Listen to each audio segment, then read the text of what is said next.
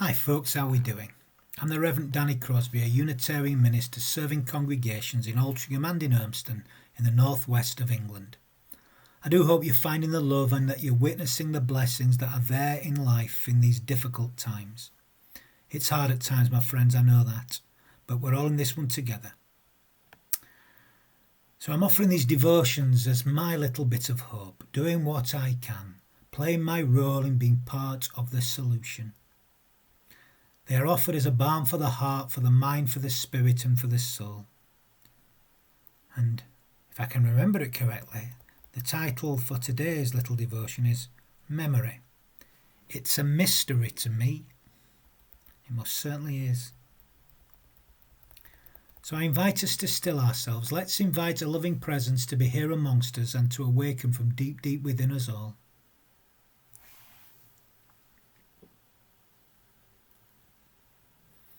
I have lit the flame of freedom in this cup of belonging, acceptance and love.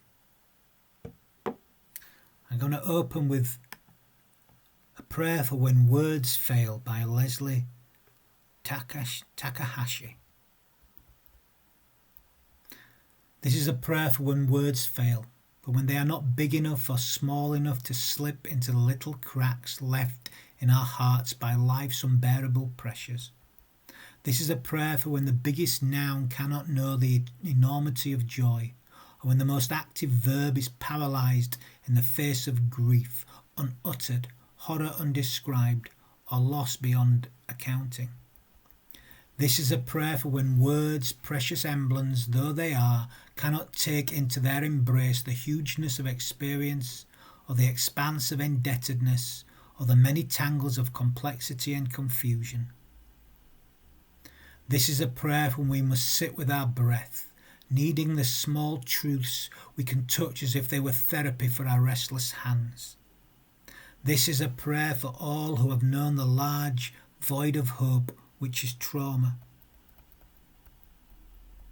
This is a prayer for wounded hearts and bodies, for those whom we ought to always remember and sometimes choose to forget. This is a prayer that begins with gratitude for what we can understand and know and ends with humility, which reminds us that not all is ours to do. This is a prayer for those times when words fail and all that is left is the yes and the no of it all, and our ability to let the cord of breath lead us from this moment to the next.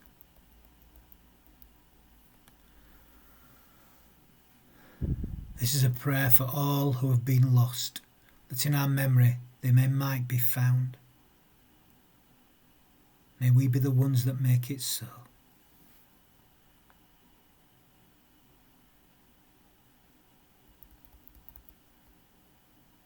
A short while ago, during shared meditation, as I connected to that deep peace at the core of my being, I felt overcome by a beautiful sense of peace within myself and a peace for all life.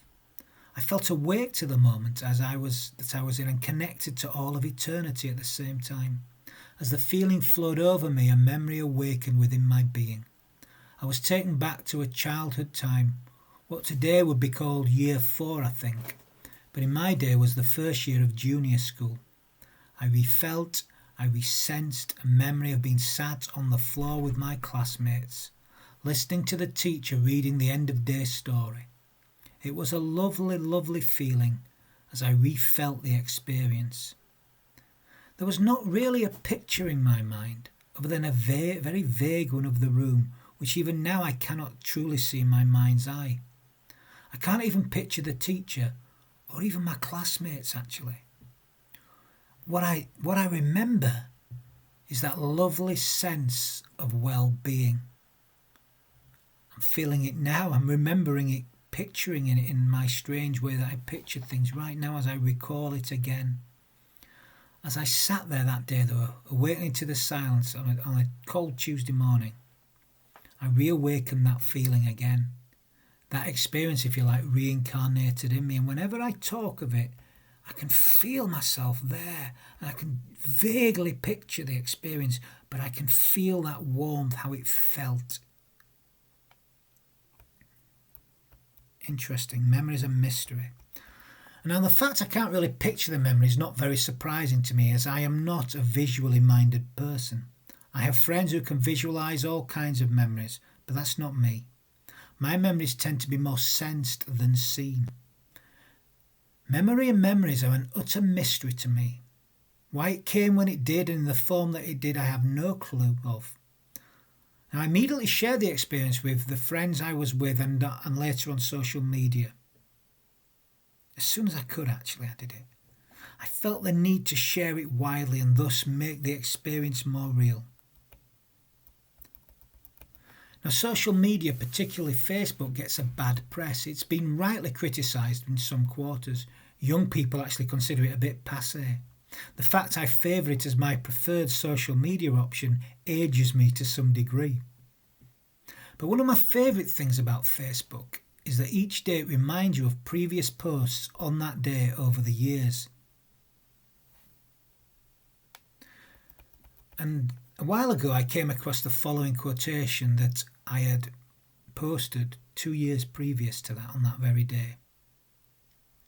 A spontaneous flash of understanding came to me an hour or two after the birth of our first child. He will never remember today. His birth is chiefly experienced by me, his other relatives, the nurses, and the young mother in the next bed in this wartime hospital. So it may be in death, only others aware of our passing. By Hilda Martin Hall.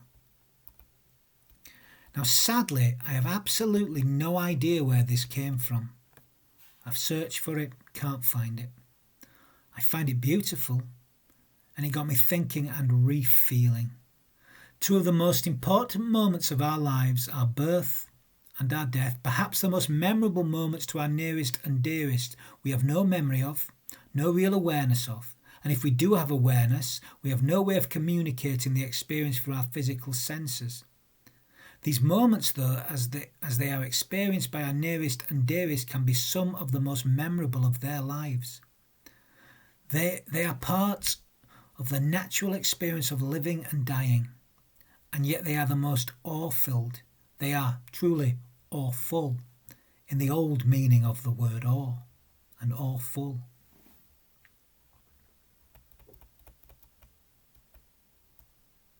I have never witnessed the birth of a child. I am not a parent. That said, I can still re-feel the incredible experience of first seeing my youngest sister Natalie, as well as my nieces and my nephews. They were truly awe-filled moments. I remember powerfully how it felt visiting my grandfather those last few times before he died, as well as seeing the lifeless bodies of my father and little Ethan. That incredible outpouring and heartbreaking love, as it felt like the whole of my inner being was torn apart.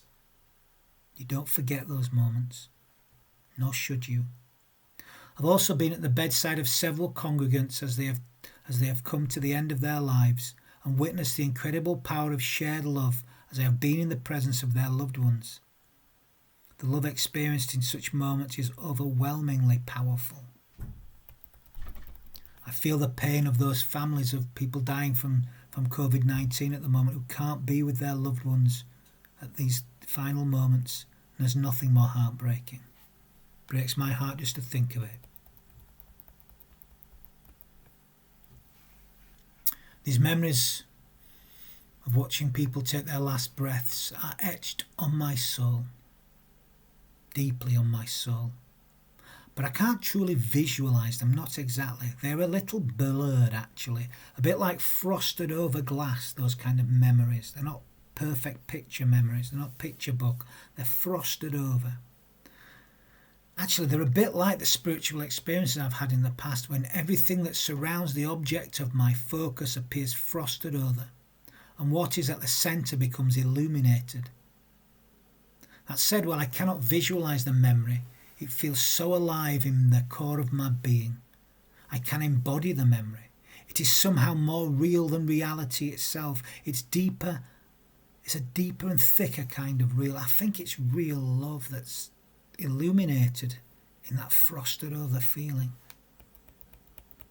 So of course you don't forget. stored in a deeper place. More than in here. So I don't think it's stored here, it's stored down here. But I'm sure some people would argue with that. I know what I mean.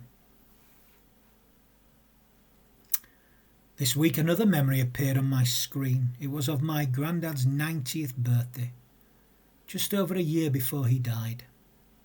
As I looked at the picture posted by our Troy, I remembered well the conversation we'd had that day, how he told me how grateful he was to have lived the life he had. I refelt the feeling of awe as he recounted a tale from the war. He was in the Royal Navy, and the ship on which he served was under bombardment. The ship was hit by a shell that went right through to engineering. Somehow it never went off, and as a result, he and his crewmates were spared. His friend Percy, his best childhood friend who went to sea with him, was not so fortunate. He never came back.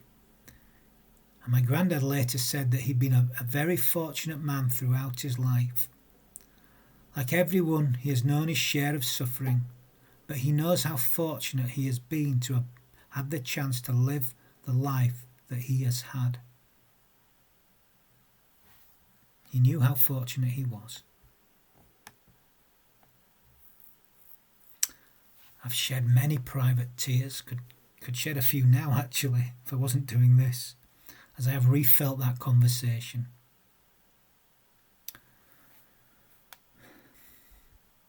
Last year I attended the funeral of my granddad's long-term partner, Auntie Hilda as we called her. She preferred to be called Hazel actually. They were together from 1973 until my granddad's death. She is our Troy and Samantha's mum, and their hearts have been broken since her passing. After her funeral I was sat talking with my Auntie Lynn and cousins, and my Auntie Lynn was recounting tales of my birth and early childhood to my then fiancée Sue. I could sense powerfully her deep love for me, as I always do around family, particularly those who have known me longer than I have known myself. She is one of those people that witnessed my earliest moments that I have no memory of, as my granddad had of her, and as we and so many others shared over the last years of his life. These are deep, deep connections. Deep, the deepest perhaps. I can't picture them exactly, they're slightly frosted over, but I can feel the memory deep in the soul of me, deep in those special places. Memory's a mystery to me. The way I remember my own life and people I shared my life with has changed many times. The changes seem to coincide with the way I've experienced and understood my own humanity, another mystery to me. The truth is that my life is made up of those lives that went before me. My life is built on their lives and those that follow me. Those that follow me, their life will be built on mine and my contemporaries too. The ancestors who walked before me and those who will follow after me are a part of me, I know that. And that humbles me incredibly. We're deeply connected. Some we'll never have met. It fascinates me how these memories take shape and form and often reshape as time goes by. It amazes me how these memories seemingly reincarnate as the days pass. In many ways, it is memory that brings the moments I'm experiencing right now to life, as it did that Tuesday morning in meditation.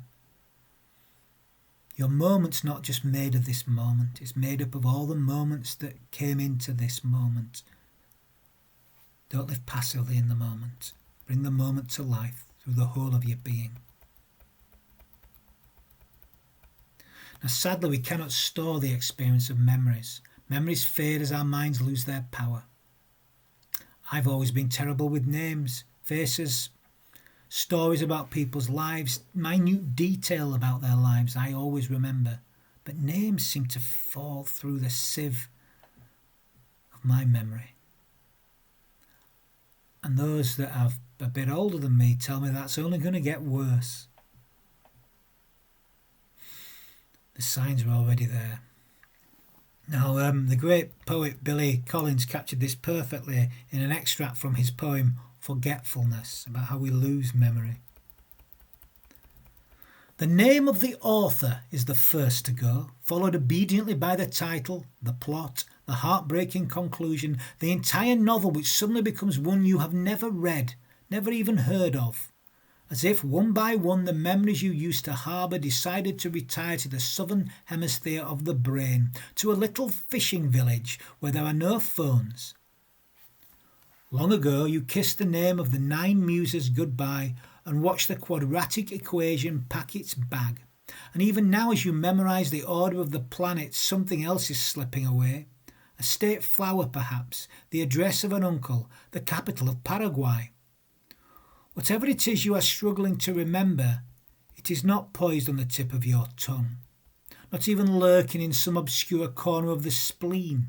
It has floated away down a dark mythological river whose name begins with an L, as far as you can recall, well on your own way to oblivion, where you will join those who have even forgotten how to swim and how to ride a bicycle.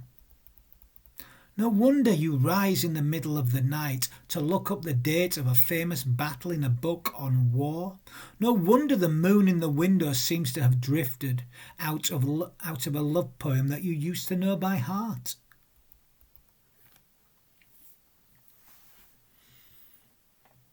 You know, I can't remember how many things I've forgotten. We all forget things, and even more as we get older. And then there's dementia, and its cruelest form, Alzheimer's, a disease which attacks the cortex of the brain, forming bundles of tangled plaque that inhibit conversation between the neurons, as it takes away a person's identity and history, and aspects of their humanity drift away. The longer we live, the more likely we are to become one of its victims. Now, while the Alzheimer's sufferer forgets, those who love them never let them go. Those who shared memories with them hold their love. These feelings are felt in that deeper place that cannot be destroyed by time. Love is eternal, you know. It's immortal. It doesn't die. To quote the book of Isaiah, chapter 49, "Can a woman forget her nursing child, or show no compassion for the child of her womb? Even these may forget, yet I will not forget you. See, I have inscribed you on the palms of my hand. Your walls are continually before me." It's interesting, these words awoke in me the other day as I was looking at the palm of my hand, as I looked at my lifeline and my heart line, and remembered the love I have known and the love I have shared with those people who have made up my life. Surely such feelings are divine. And such feelings are beautifully illustrated by Thich Nhat Hanh, who wrote in present moment, wonderful moment. If you look deeply into the palm of your hand, you will see your parents and all generations of your ancestors. All of them are alive in this moment. Each is present in your body. You are a continuation of each of these people. All that's been before us is a part of who we are now. I find that awe-inspiring. That humbles me. Life awes me every single day. It humbles me also. The more I learn, the less things make absolute sense. Every day I have a growing sense of how truly ignorant I am. Nothing really makes sense to me. I have no idea why I feel what I feel, or why my mind remembers and forgets things. Clever people try to explain these things to me, but they seem to make less sense than I do.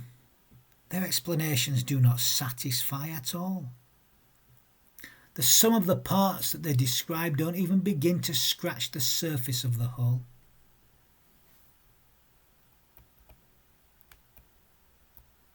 That said, I'm so grateful to be part of this incredible mystery that is life itself. A life that I get to share with the people that I do. That I get to experience the sensations of these memories coming to life in my body and my spirit, enhancing my experience of life today. I am grateful to have experienced this, the most amazing trip that anyone could ever wish to be on. Thank you for being a part of it. Memory. It's an utter mystery to me. Then most things are. But I can feel it. I wonder what will come back to me today and tomorrow. I wonder. Amen. That's enough for today. I'm going to end today's reflection with a few words of blessing. You know, we all need to bless more. We can all bless. We bless by giving our whole hearts to life. So let's begin right here, right now. Let's give our whole hearts to life. I offer these final words of blessing. May the Eternal bless you and protect you. May the Eternal smile on you and favour you. May the Eternal befriend you and prosper you. May we carry the song of the Eternal with us, and may we do so in all that we feel, in all that we think, in all that we say, and in all that we do.